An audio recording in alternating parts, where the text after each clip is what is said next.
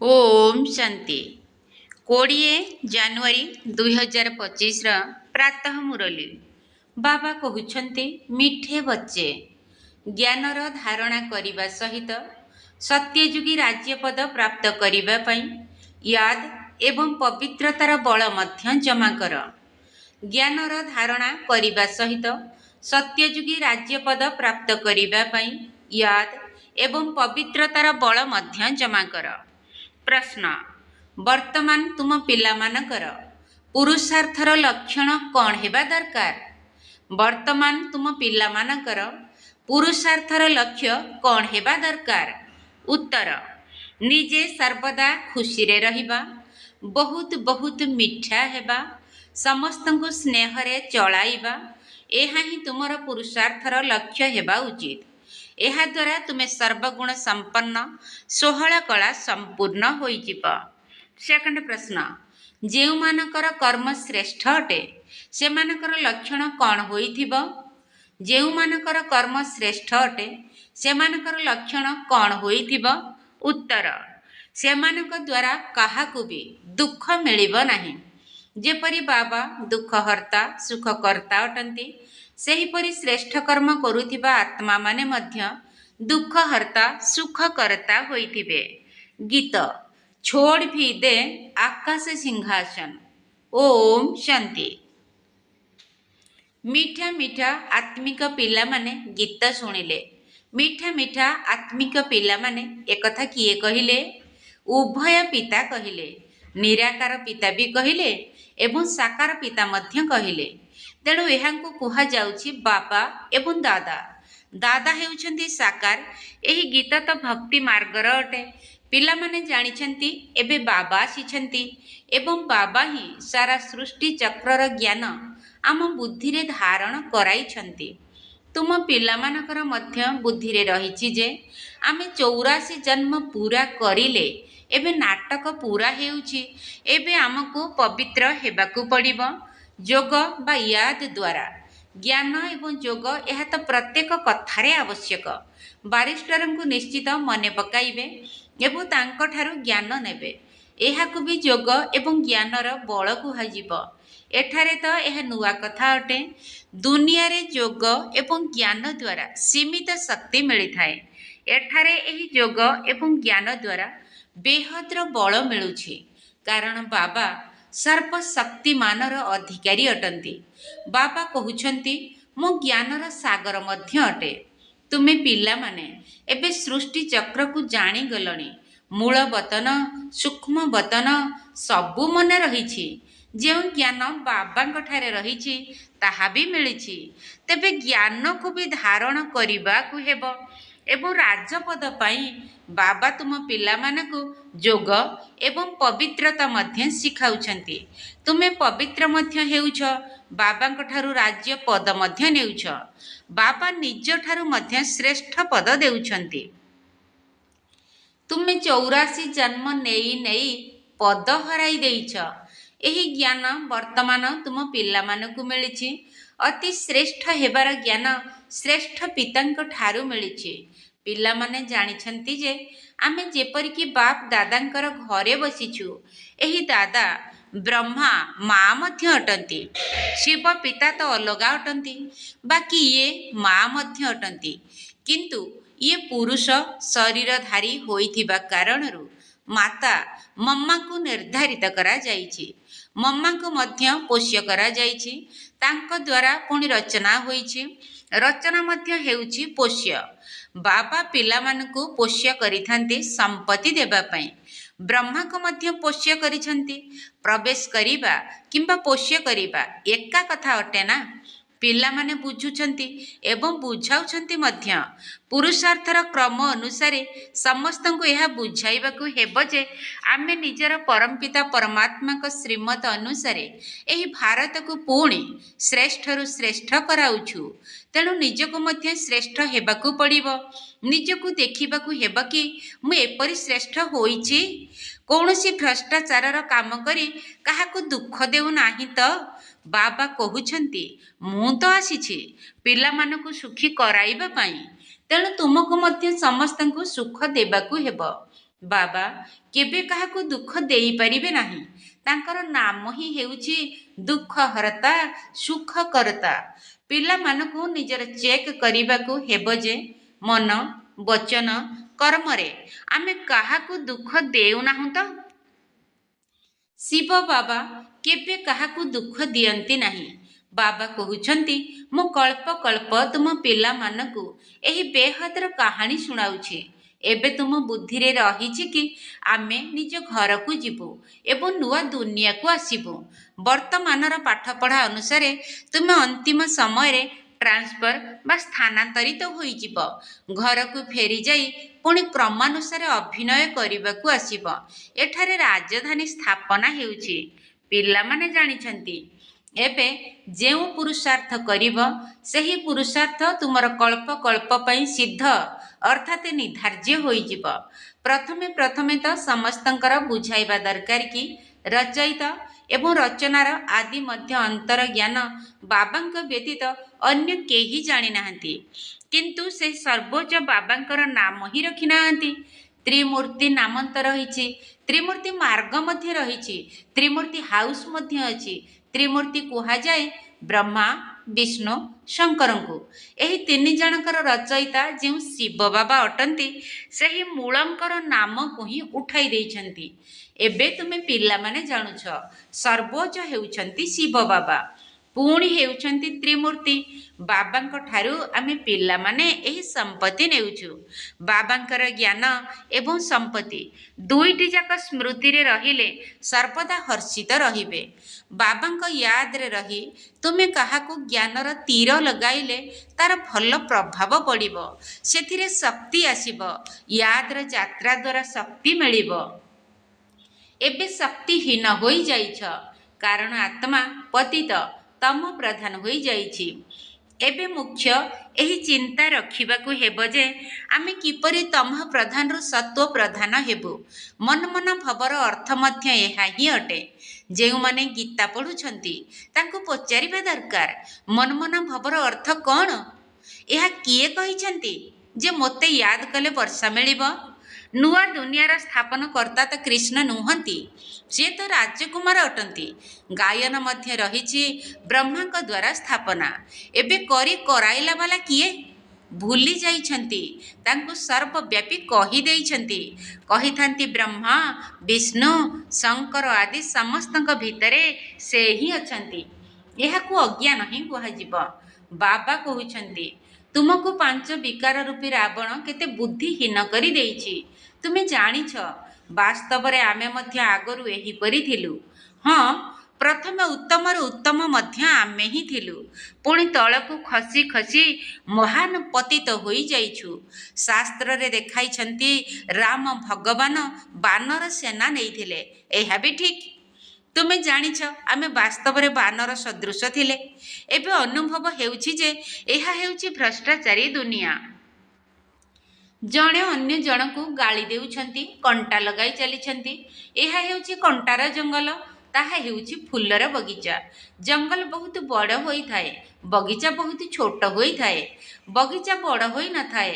ପିଲାମାନେ ବୁଝିଛନ୍ତି, ପ୍ରକୃତରେ ବର୍ତ୍ତମାନ ଏହା ହେଉଛି ବହୁତ ବଡ଼ କଣ୍ଟାର ଜଙ୍ଗଲ। ସତ୍ୟ ଯୁଗରେ ଫୁଲର ବଗିଚା କେତେ ଛୋଟ ହେବ, ଏହି କଥା ତୁମେ ପିଲାମାନେ ମଧ୍ୟ ପୁରୁଷାର୍ଥର କ୍ରମାନୁସାରେ ବୁଝୁଛ। ଯେଉଁମାନେ ଜ୍ଞାନ ଏବଂ ଯୋଗ କରନ୍ତି ନାହିଁ, ସେବାରେ ତତ୍ପର ହେଉନାହାନ୍ତି, ତେବେ ତାଙ୍କ ଭିତରେ ଏତେ ଖୁସି ମଧ୍ୟ ରହିବ ନାହିଁ। ଦାନ କରିବା ଦ୍ୱାରା ମନୁଷ୍ୟଙ୍କୁ ଖୁସି ମିଳିଥାଏ।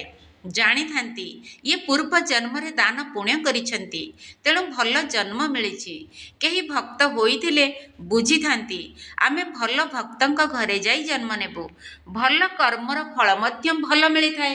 ବାବା ବସି କର୍ମ, ଅକର୍ମ, ବିକର୍ମର ଗତି ପିଲାମାନଙ୍କୁ ବୁଝାଉଛନ୍ତି। ଦୁନିଆ ଏହି କଥାକୁ ଜାଣିନାହିଁ, ତୁମେ ଜାଣିଛ। ଏବେ ରାବଣ ରାଜ୍ୟ ହୋଇଥିବା କାରଣରୁ ମନୁଷ୍ୟମାନଙ୍କର କର୍ମ ସବୁ ବିକର୍ମ ହୋଇଯାଉଛି। ପତିତ ହେବାକୁ ହିଁ ପଡ଼ିବ। 5 ବିକାର ସମସ୍ତଙ୍କ ଭିତରେ ପ୍ରବେଶତା ହୋଇଛି। ଯଦିଓ ଦାନ ପୁଣ୍ୟ ଆଦି କରିଥାନ୍ତି, ଅଳ୍ପ ସମୟ ପାଇଁ ତାର ଫଳ ମିଳି ଯାଇଥାଏ। ପୁଣି ବି ପାପ ତ କରି ହିଁ ଥାନ୍ତି। ରାବଣ ରାଜ୍ୟରେ ଯାହା ବି ନେଣ ଦେଣ ହୋଇଥାଏ ସେ ସବୁ ହେଉଛି ପାପକର୍ମ। ଦେବତାମାନଙ୍କ ଆଗରେ କେତେ ସ୍ୱଚ୍ଛତାରେ ଭୋଗ ଲଗାଇଥାନ୍ତି, ବାହ୍ୟ ରୂପେ ସ୍ୱଚ୍ଛ ହୋଇ ଆସନ୍ତି, ପରନ୍ତୁ କିଛି ବି ଜାଣନ୍ତି ନାହିଁ। ବେହଦର ବାବାଙ୍କର ବହୁତ ଗ୍ଲାନି କରି ଦେଇଛନ୍ତି। ସେମାନେ ଭାବନ୍ତି କି ଭଗବାନଙ୍କର ଆମେ ଏହି ମହିମା କରୁଛୁ ଯେ ଈଶ୍ୱର ସର୍ବବ୍ୟାପୀ ଅଟନ୍ତି, ସର୍ବଶକ୍ତିମାନ ଅଟନ୍ତି।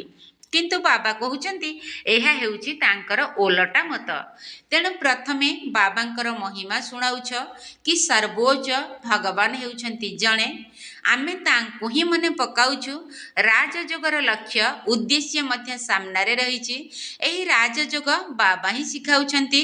କୃଷ୍ଣଙ୍କୁ ପିତା କୁହାଯିବ ନାହିଁ, ସେ ହେଉଛନ୍ତି ଛୋଟ ପିଲା।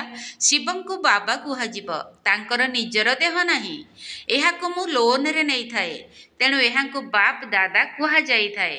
ସେ ହେଉଛନ୍ତି ସର୍ବୋଚ୍ଚ ନିରାକାର ବାବା। ରଚନାକୁ ରଚନା ଠାରୁ ସମ୍ପତ୍ତି ମିଳିପାରିବ ନାହିଁ। ଲୌକିକ ସମ୍ବନ୍ଧରେ ପୁଅକୁ ବାପାଙ୍କ ଠାରୁ ସମ୍ପତ୍ତି ମିଳିଥାଏ, ଝିଅକୁ ତ ମିଳେ ନାହିଁ। ଏବେ ବାବା ବୁଝାଉଛନ୍ତି ତୁମେ ଆତ୍ମାମାନେ ମୋର ସନ୍ତାନ ଅଟ, ପ୍ରଜାପିତା ବ୍ରହ୍ମାଙ୍କର ସନ୍ତାନ ସନ୍ତତି ଅଟ। ବ୍ରହ୍ମାଙ୍କ ଠାରୁ ସମ୍ପତ୍ତି ମିଳିବାର ନାହିଁ, ବାବାଙ୍କର ହେଲେ ହିଁ ସମ୍ପତ୍ତି ମିଳିବ। ଏହି ବାବା ତୁମ ପିଲାମାନଙ୍କୁ ସମ୍ମୁଖରେ ବସି ବୁଝାଉଛନ୍ତି। ୟାଙ୍କର କୌଣସି ଶାସ୍ତ୍ର ତ ତିଆରି ହୋଇପାରିବ ନାହିଁ। ଯଦିଓ ତୁମେ ଲେଖୁଛ, ବହିପତ୍ର ଛପାଉଛ, ତେବେ ବି ଟିଚରଙ୍କ ବ୍ୟତୀତ ଆଉ କେହି ତ ବୁଝାଇ ପାରିବେ ନାହିଁ। ଟିଚରଙ୍କ ବିନା ବହିରୁ କେହି ବୁଝାଇ ପାରିବେ ନାହିଁ। ଏବେ ତୁମେ ହେଲ ଆତ୍ମିକ ଟିଚର୍ସ। ବାବା ହେଉଛନ୍ତି ବୀଜ ରୂପ।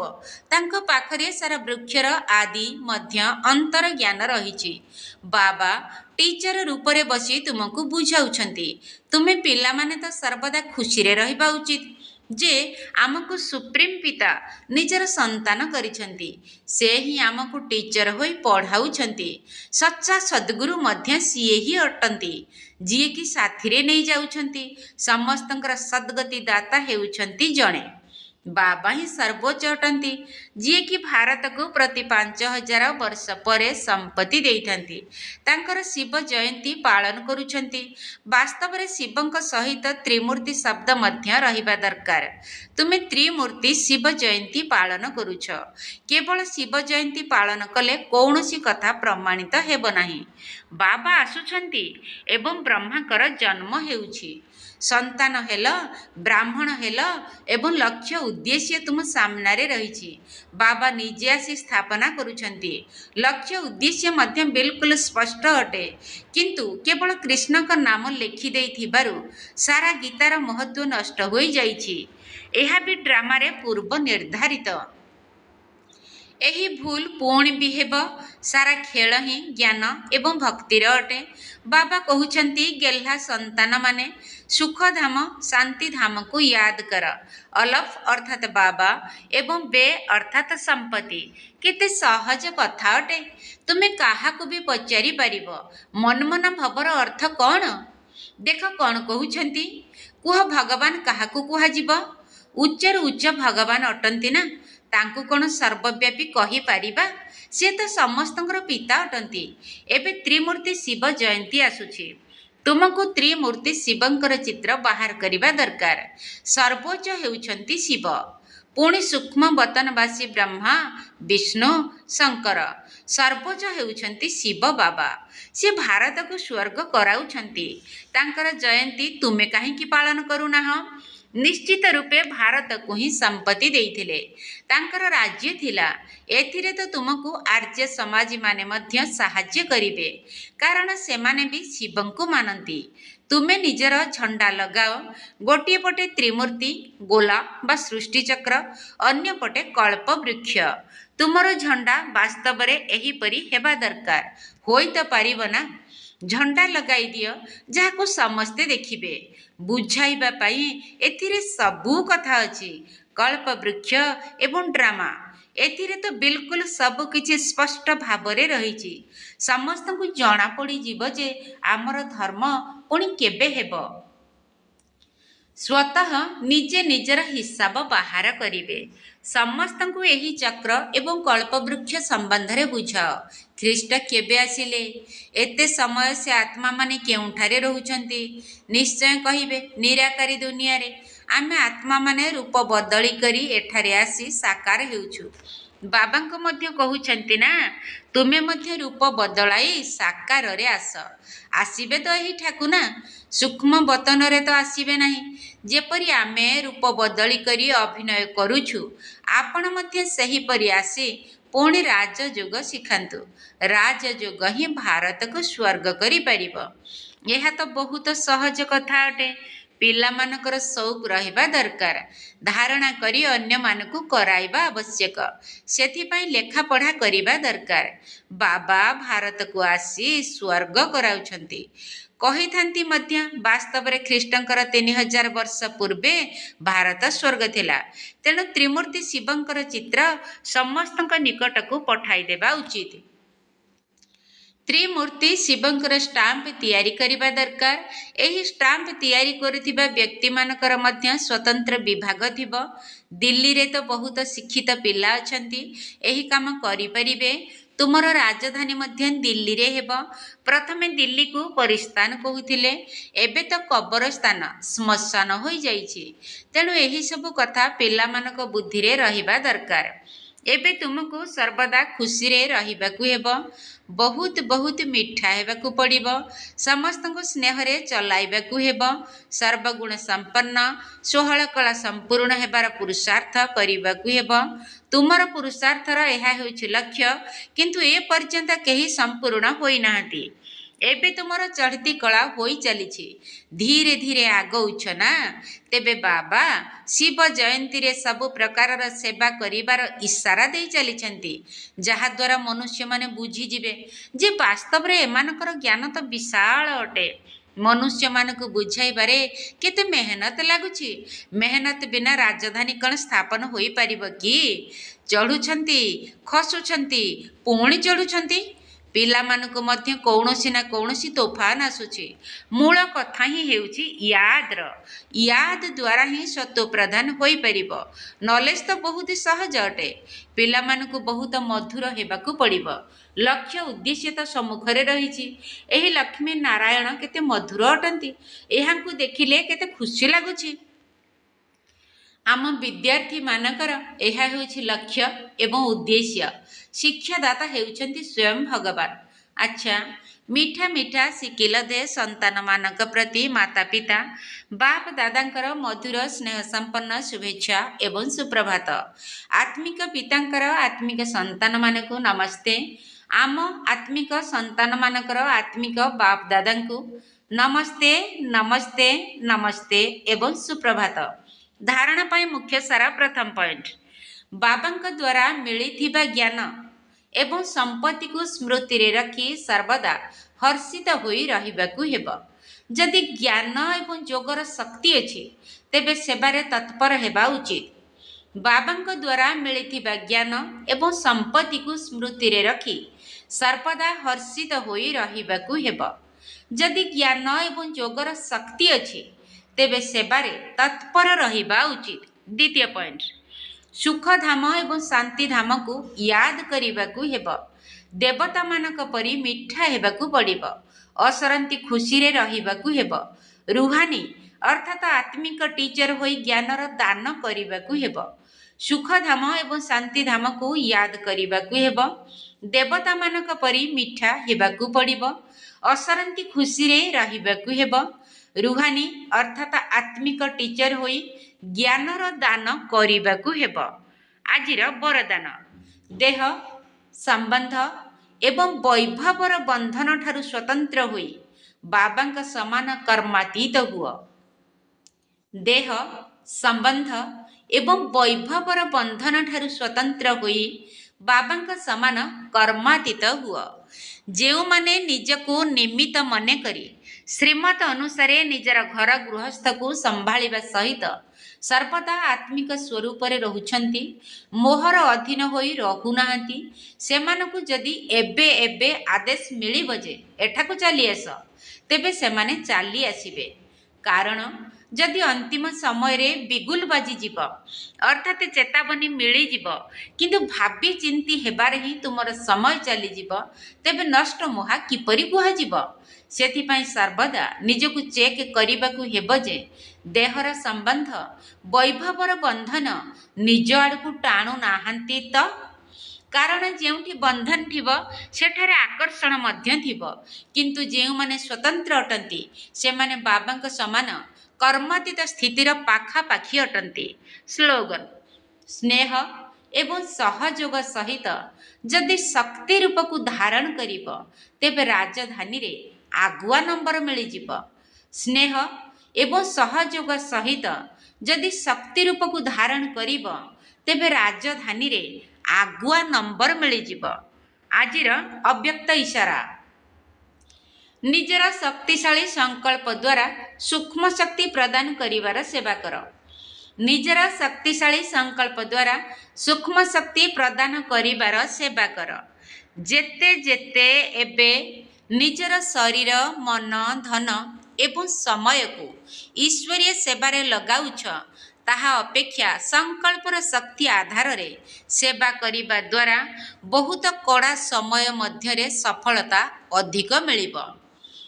ତେବେ ବର୍ତ୍ତମାନ ସମୟରେ ନିଜ ପ୍ରତି ଯେତିକି ବି ମେହନତ କରିବାକୁ ପଡ଼ୁଛି, ନିଜର ସ୍ୱଭାବ ସଂସ୍କାରକୁ ପରିବର୍ତ୍ତନ କରିବାରେ ବା ସଂଗଠନ ଭିତରେ ନିର୍ବିଘ୍ନରେ ଚାଲିବାରେ ବା ସେବା କ୍ଷେତ୍ରରେ ସଫଳତା କେବେ କମ୍ ହେବାର ଦେଖି ନିରାଶ ହେବା ଭଳି ଯେଉଁ ସବୁ ସମସ୍ୟା ଆସୁଛି ସେଗୁଡ଼ିକ ସମାପ୍ତ ହୋଇଯିବ।